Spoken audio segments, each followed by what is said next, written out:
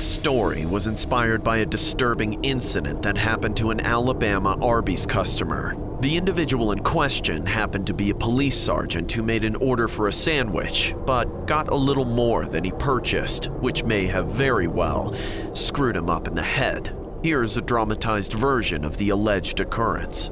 Leave me the hell alone, or I'm calling your wife! Stop running and get on the floor, you convict! I can't go back to jail! I'm gonna miss out on Arby's delicious roast beef sandwiches! Today I dashed through the woods, chasing a man who had left his runaway vehicle next to a tree. When I finally caught up to him, he evaded my baton and pounced on me like a leopard who was in it for the kill. I'm tired of everyone calling the cops! Get the hell away from me, you pig! Riled up by his contempt, I could see him holding a large blade in which he violently slung in my direction, slicing my abdomen.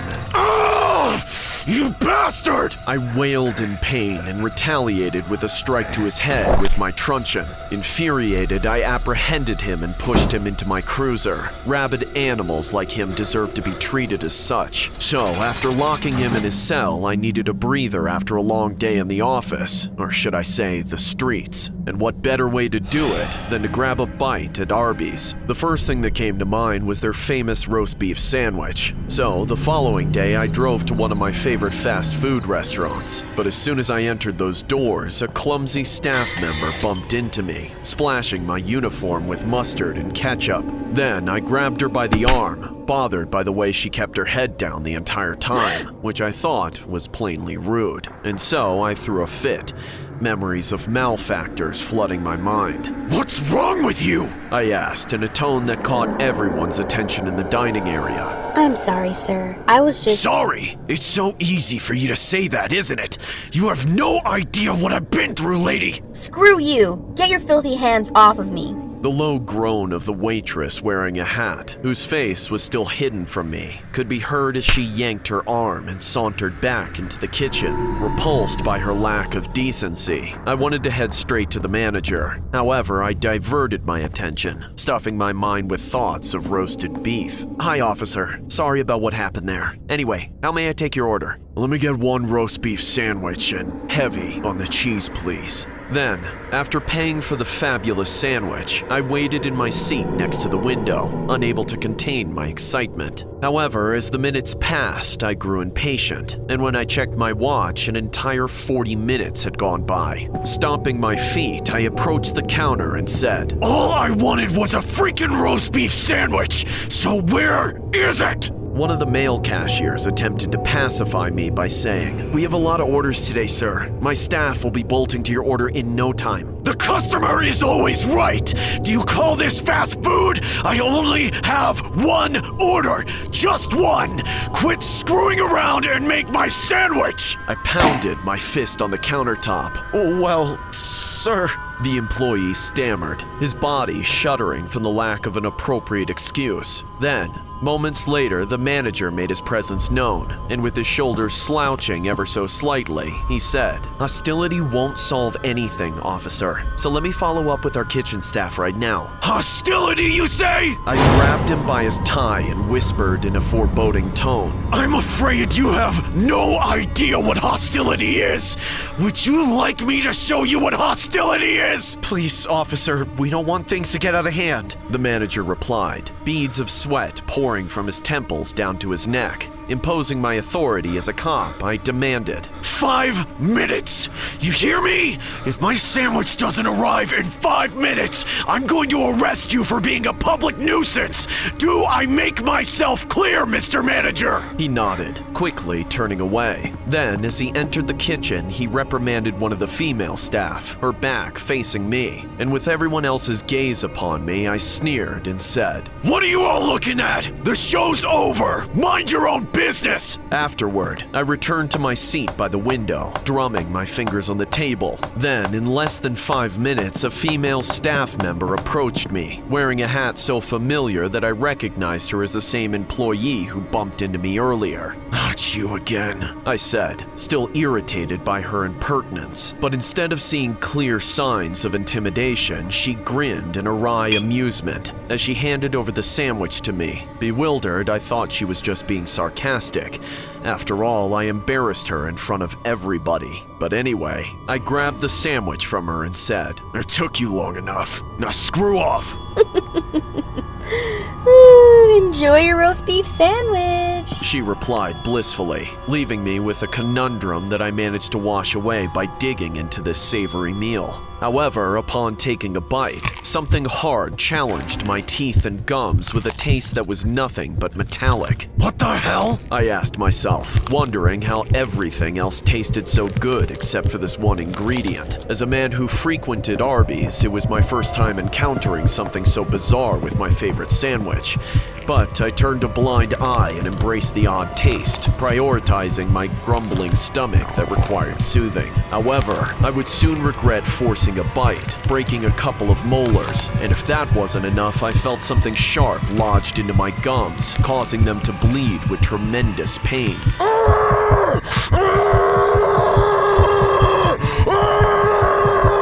Immediately, I spat it out and exclaimed, "Where the hell did you idiots put a screw in my sandwich? You screwed up!" Approaching the cashier, I held the sandwich in my hand, slamming it on the countertop with the bolt still inside. "Calm down, sir. What seems to be the problem?" the manager asked in a friendly yet anxious manner. "What's the problem? This is the problem! You screwed up my sandwich!" I showed him what I found inside the sandwich, and he gasped in disbelief. Clearly, he didn't know how it got in there, because the manager assumed it might have been an accident, but I had to be sure. And so, when we both checked the surveillance footage together, the evidence was clear as day. I saw how the same female employee dropped the bolt into the sandwich, the tips of her smile reaching both ends of her ears as she added the finishing touches before exiting the kitchen. And so, naturally, the woman was under arrest and brought to the precinct for further investigation. The woman remained silent the entire time I questioned her, but something about her eyes and face was awfully familiar. When I arrived home, that's when it hit me. A flashback of the incident that happened yesterday at the police station reminded me of a woman who begged me to go easy on her brother, whom I apprehended for an assault case he was involved in. After that, it all made sense to me. But to insert a bolt in my sandwich meant that she definitely had a few screws loose up there.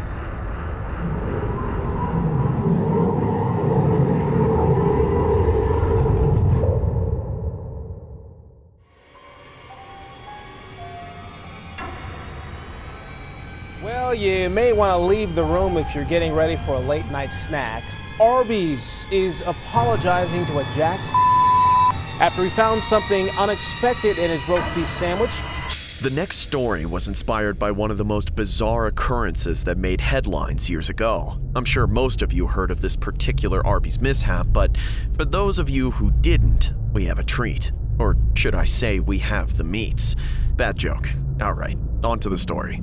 I endured my fat, obnoxious boss, ignoring his extremely nitpicky supervision. But I couldn't tell which disgusted me more, his micromanagement or the way he always tried to stay close to me. Fortunately, I had two colleagues working with me. One was assigned to the cashier counter in front, while the other one was a cook whom I would assist from time to time. The cook was an elderly lady who was pretty energetic for someone her age. She had apparently been cooking at the Arby's for several years despite having two missing fingers on her left hand. When I asked her what happened, she just threw the notion under the rug like it wasn't a big deal. When orders kept coming in, I had to juggle my obligations in the kitchen and drive-thru area, which was death for most people who entered this job. Apparently, we were understaffed, but our boss was clearly penny pinching. So one time, I dropped a tray of chocolate shakes and apple turnovers. Then, as I hastened to clean up the mess, my boss arrived at the perfect time and said, "Again, Allison? Sir, please just give me a minute. I'm trying to. A minute?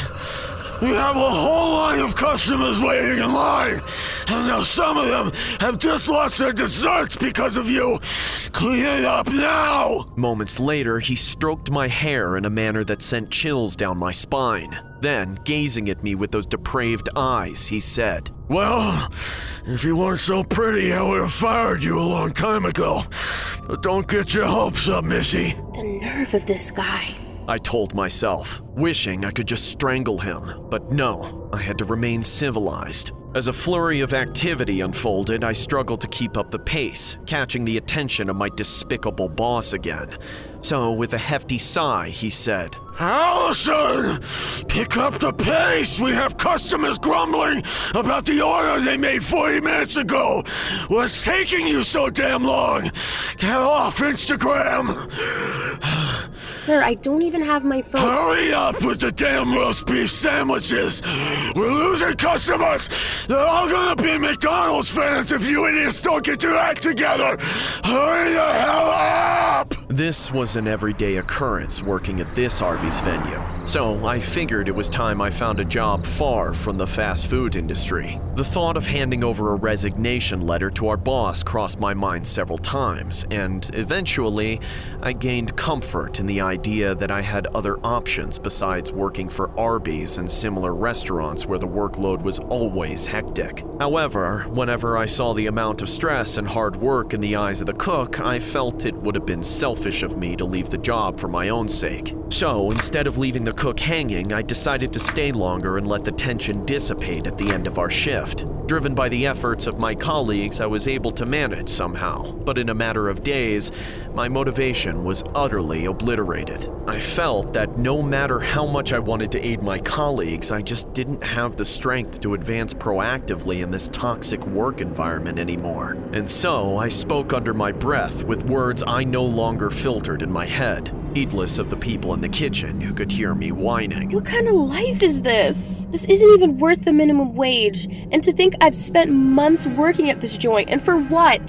Stress, stress, and more stress? If I knew it would be like this, I'd rather be a dancer at a gentleman's club. I reckon the pay is a lot better. From the corner of my eyes, I saw my least favorite person salivating as he aggressively approached me and asked, What did you just say? Moments later, I understood why he was drooling. I saw in this man's eyes all the heinous thoughts of a person who must have suffered from a lack of affection, pushing him towards lustful notions that became the source of his darkest fantasies. As my boss creepily advanced towards me, I felt compelled to step back and raise my arms in a position to defend myself. And then he caught me off guard when suddenly he lifted one of his legs, placed it on the table, and said, I'm not as evil as you think I am.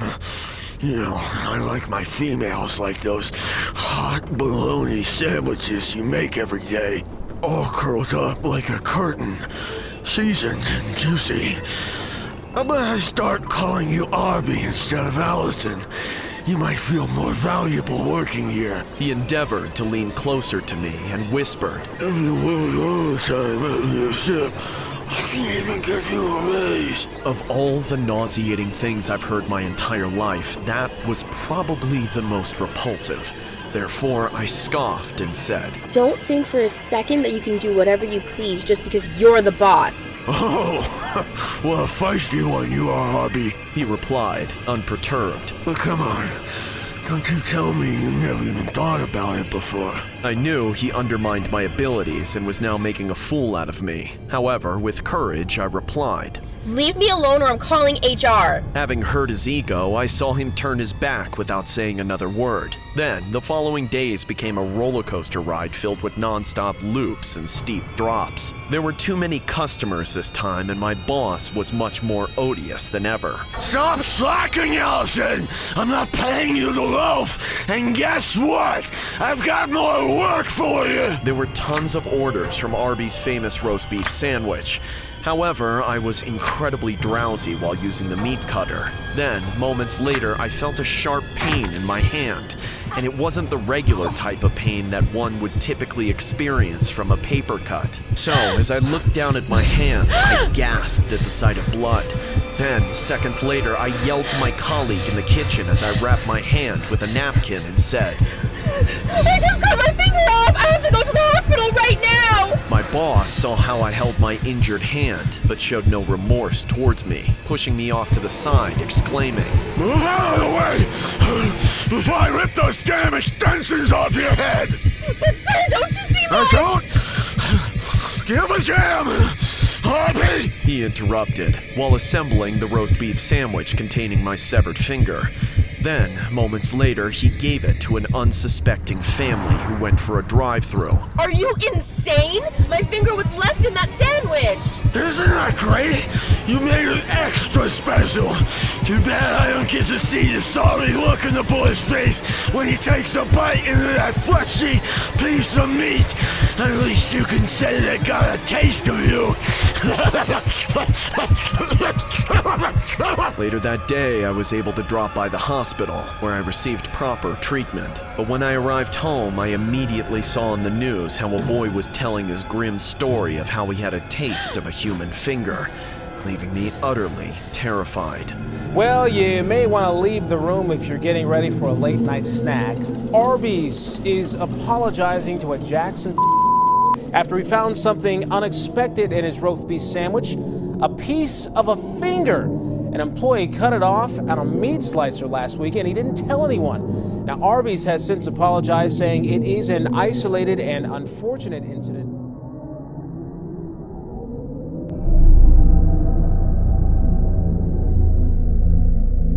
An Arby's manager caught in the milkshake mix, and it was caught on camera. I got the details before I go further. The culprit in question is shown in the photograph below. Some of you may have heard of this case, but for those that haven't, here's a dramatized version of this bizarre tale. I know that to some, Arby's isn't the most desirable of food establishments. For me, on the other hand, well, let's just say by comparison, I'm a little obsessed. I've always had a love for their classic roast beef sandwich, and of course they make a mean milkshake too.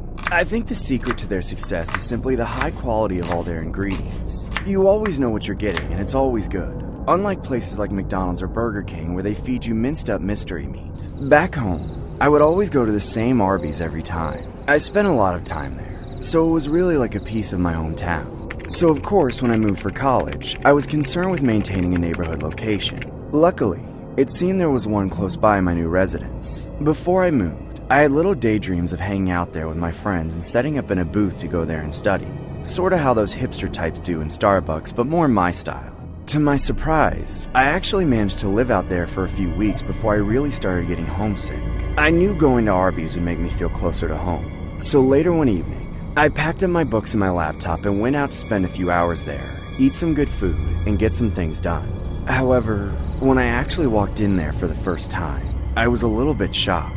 It was completely barren in there. I didn't see a single person, just a bunch of dusty tables and a general dirty draftiness to everything, which made the whole atmosphere a lot more creepy and a lot less inviting than the typical Arby's. I was already set on getting my Arby's fix though, so I pressed on. I walked up to the counter and finally found the guy who looked to be the only person working there. He was wearing a gigantic cowboy hat of all things, almost like a sombrero. He was a short, fat guy with a mean hunchback, and had this frizzy, unkempt head of hair that was already balding even though he didn't look like he was that old.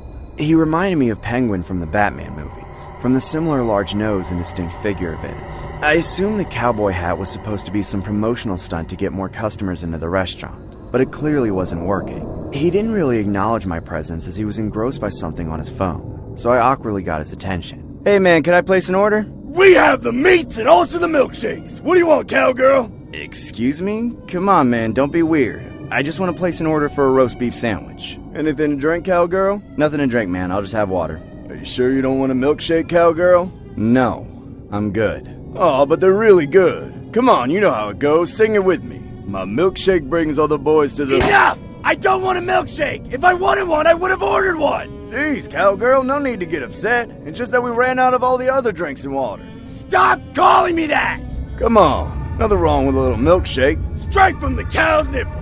Dude, I know you at least have water. Just let me have a cup. No! I will put the milkshake on your order free of charge! And if you don't accept, I'll tie you up with my old rope out of the back of my truck and drag you out to my farm so the horses can eat you! They're a special carnivorous breed! Alright, fine, I'll take the damn milkshake! After I finally placed my order, I sat down in a booth all the way in the far corner of the restaurant by the front window. I was really weirded out by him, but I now understood why exactly this Arby's didn't get any business, or even employees for that matter. The manager was a complete psycho.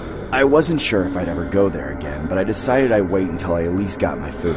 Unfortunately, my ordeal was far from over. A few minutes later, that psychopath came back and delivered me my food. But instead of setting it on the table and leaving like a normal person, he sat down across from me. Could I be left alone, please? I will. But I want to see you eat first. You're my first customer in a while, and I want to make sure I still got it, you know? So just tell me what you think, cowgirl. I begrudgingly accepted his request and bit into the sandwich. I immediately noticed that it wasn't quite right. It wasn't nearly of the same caliber as the Arby's I was used to. It tasted old and plasticky, like it was expired and close to rancid. With him staring at me with crazed eyes, I managed to forcefully swallow the first bite, but I didn't go in for another. The guy just wouldn't quit though. He was starting to really put me on edge, and at the realization that I was alone with him, I got very scared. He could totally have taken me out right there, and nobody would be there to stop it. Good, right? Now try the milkshake. It's delicious. Come on, try it. I said try it! I could tell he was starting to get unhinged, so I did my best to appease him. I took one little sip of that milkshake, and my senses were overcome with the worst flavor I had ever experienced. What the hell did you put in that?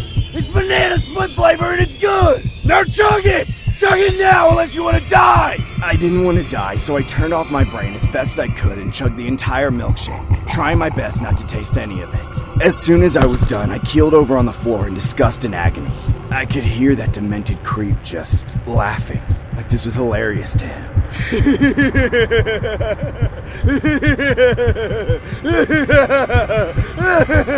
He left for a moment and I carefully crawled back into the booth to grab my things, just for him to come right back out with another sandwich and another large milkshake.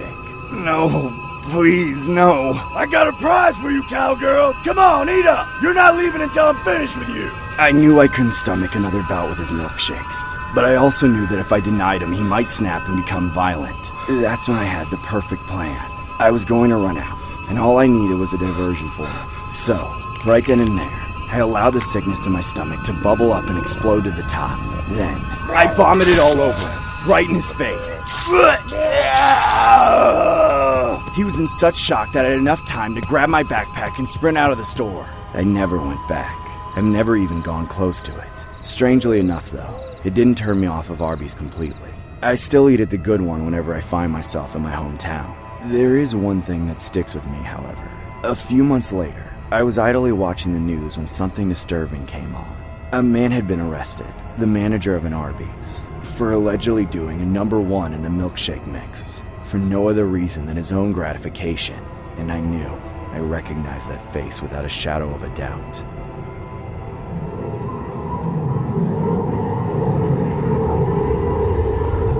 Sure you don't want a milkshake, cowgirl? No, I'm good. Oh, but they're really good. Come on, you know how it goes. Sing it with me. My milkshake brings all the boys to the— Enough! I don't want a milkshake! If I wanted one, I would have ordered one! Jeez, cowgirl, no need to get upset.